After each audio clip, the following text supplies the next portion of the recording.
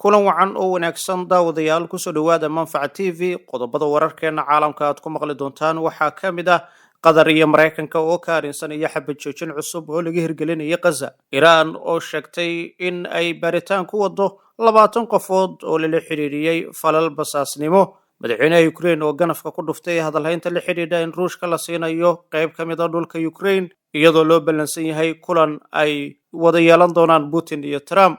haddaba tallaabadan ma curyaamin doontaa wadahadallada is-afgaradka ee uu maraykanka garwadeenka ka yahay ee furmayo 15 bishan agoosto muuqaalkan ayaad ku ogaan doontaan Zelensky oo qayladhaan u dirsaday wadamada reer Yurub qodobada iyo qodobo kale oo faahfaahsan ayaad maqli doontaan aynu ku bilownay shabakada wararka ee Axios ee fadhigeedu yahay maraykanka ayaa sheegtay in qatar iyo maraykanka ay ku hoolan yihiin diyaarinta soo jeedinta xabad joojin cusub oo laga hirgelinayo marinka Gaza kaasi oo la wadaagi doono dhaqdhaqaaqa iska cabinta Islaamiga ee Hamas iyo Israel labaduba toddobaadyada soo socda wakaalada wararka ee Axios ee fadhigeedu yahay maraykanka ayaa inta ku dartay in ergeyga maraykanka Steve Witkoff oo maanta oo sabti ah magaalada Spain kula kulmi doono ra'iisul wasaaraha Qatar ahna wasiirka arrimaha dibadda Sheikh Mohammed bin Abdulrahman Al Thani si ay uga wada hadlaan qorshe lagu soo afjarayo dagaalka Gaza sidoo kalena la isku dhaafsanayo maxaabiista shabakadan ayaa soo xigatay sarkaal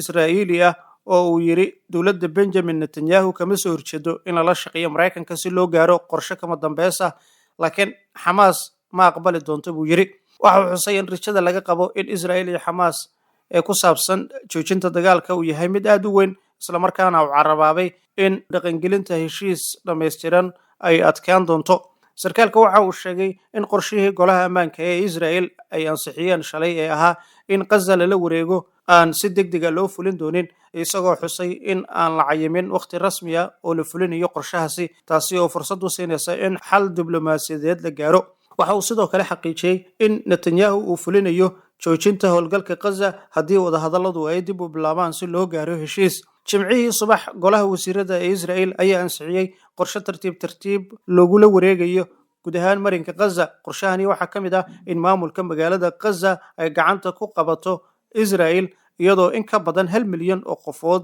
lagu qasbayo in ay u guuraan dhinaca koonfureed kadibna magaalada la goodoon la geliyo si weeraro kala duwan loogu sameeyo gudaha sida laga soo xigtay xogta qaramada midoobay boqolkiiba 87 dhulka marinka Gaza ayaa hadda si rasmi ah gacanta ugu jira Israa'iil ama waxa uu saaran yahay amar markaasi ka baxsasho ah iyadoo laga digayo in ballaarin dheeraad ah oo military ay keeni karto cawaaqib xumo gaar ahaan in militarigu ay ku sii siqaan qaybaha dadka shacabka ay ku sugan yihiin ee marinka Gaza intii lagu guda jiray dagaalkan 22 bilood socday ee lagu tilmaamay xasuuqa shacabka Gaza waxaa jiray wareegyo dhowr ah oo wadahadallo dadban oo u dhaxeeya Hamas iyo Israa'iil oo ku saabsan xabad joojin iyo iswadaarsi maxaabiis kuwa oo ay dhaxdhexaadinayeen Qatar, Masar iyo Mareykanka muddadaasi waxaa la gaaray laba heshiis oo xabad joojin ah kii ugu horeeyay bishii November 2023 iyo midkii labaad bishii Janaayo 2025 kuwa oo labaduba ka koobnaa iswadaarsi maxaabiis qaybo ka mid ah si yeeshay Israa'iil waxay jabisay heshiiskii dambe waxayna dib u bilowday dagaalka Gaza 18 Maarso ee sanadkan 2025 dhinaca kale madaxweynaha Ukraine Zelensky oo ka soo muuqday muuqaal ayaa ka dhawaajiyay in Ukraine ay diyaar u tahay go'aamo adag oo keeni kara nabadgelyo waarta balse aysan raali ka ahayn jabinta dastuurka marka ay timaado arrimaha dhuleed Ukraine dhulkeeda uma diideen doonto cadowga ayuu yiri isagoo carabaabay in go'aan aan loo dhannayn uu horseedi karo dib u heshiisiin aanu loo dhannayn waxa la ma imaanayo buu yiri dhamaanteen waxaynu u baahannahay nabad run ah si shacabku ay u ixtiraamaan buu yiri hadalka Zelensky waxa uu yimid saacado kadib markii madaxweynaha Mareykanka Donald Trump uu sheegay in heshiis nabadeed la gaari doono taasi oo kamid ah in la iswadaarsado dhulalka Ukraine isagoo ku dhawaaqay in uu qabanayo kulan uu la yeelanayo madaxweynaha Ruushka Vladimir Putin kaasi oo ka dhici doono gobolka Alaska ee Mareykanka si ay uga hadlaan dagaalka Ukraine boqolaal qofood ayaa lagu dilay taniya markii uu bilowday duulaanka ka dhanka Ukraine ee Ruushka uu halka ka bilaabay waxaana sidoo kale malaayiin qof lagu qasbay in ay ka barakacaan guryahoodii saddexdii waji ee wadaxaajoodyada ahaa oo sanadkan u dhaxeeyay Ukraine iyo Ruushka ayaa midna wax miro dhal ah ku soo dhamaanin welina lama hubo haddii shir madaxeedkan uu nabad soo dhoweyn doono dhinaca labada dhinac. khamiistii putin waxa uu sheegay in uu arko in kulankan uu la yeelanayo zelenski uu suuragal yahay, balse waxa uu carabka ku dhuftay in shuruudaha wadahadalka aysan weli bislayn. dhanka kale, sabtidii zelenski waxa uu telefoon kula hadlay ra-iisul wasaaraha ukraine isagoo ku booriyey saaxiibada ukraine in ay qaadaan tallaabooyin cad oo lagu gaarayo dhinaca nabadda waarta. zelenski waxa uu sheegay in isaga iyo sidoo kale ra-iisul wasaaraha britain ay aragti isku mid ah ka qabaan khatarta qorshaha ruushka ee ah in wadahadalladan lagu saleeyo ama lagu dabaqo in uu qaato qaybo ka mid ah dhulka ukraine. madaxweynaha ukraine sidoo kale waxa uu la hadlay dhigiisa faransiiska emmanuel macron, waxaana uu yidhi waxaan u mahadcelinayaa dhigayga, waxaanu isdhaafsanay aragtiyo ku saabsan xaaladda diblomaasiyadeed sida uu ku qoray baraha bulshada. dhanka kale, la taliyaasha amniga qaran ee saaxiibada ukraine oo ay ku jiraan maraykanka, midowda yurub iyo UK ayaa sabtidii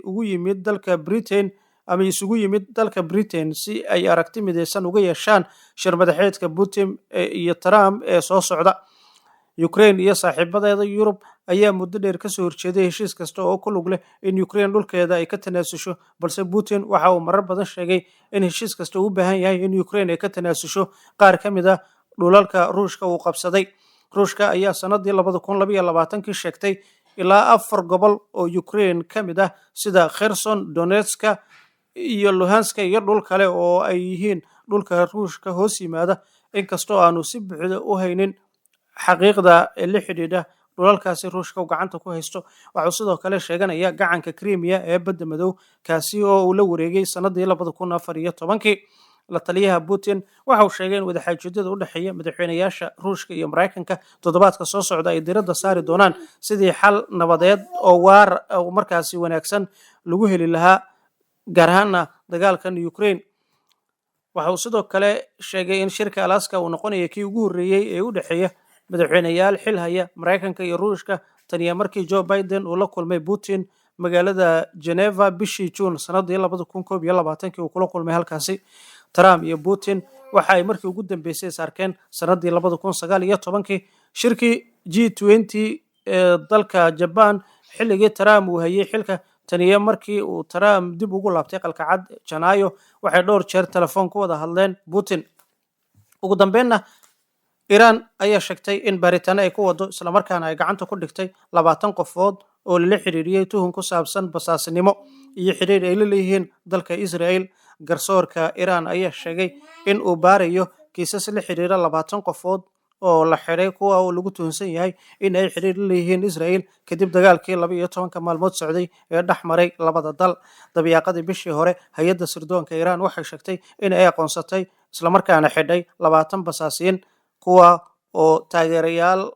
markaasi ka helaya Mossad isla markaana shakhsiyaad kale xiriir la leh gaar ahaan sirdoonka xukuumadda Israel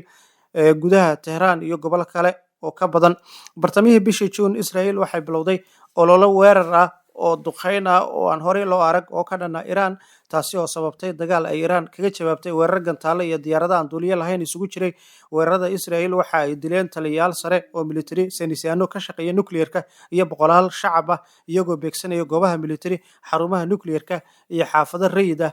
taniya markaasi Iran waxay ballan qaadeen si degdeg ah loo maxkamadeyn doono dadka lagu tuhunsan yahay in ay xiriir dhow la leeyihiin Israel. Arbacadii mas'uuliyiinta Iran waxa ay toogasho ku dileen nin lagu magacaabo Rosbeh Vadi oo lagu helay dambi basaasnimo isla markaana in uu xiriir la leeyahay Israel kadib markii uu la wadaagay xog ku saabsan xarumaha nuclearka Iran iyo saynisyahanada la shaqeeya. inta ayaan kusoo gabagabeynaya muuqaalkeena maanta. inta aynu muuqaalkiisa xiga dib dambe ugu wada kulmi doono, fadlan subscribe noo saar channelkan, like gare muuqaalkan u sii share gare asxaabtaada. mahadsanid.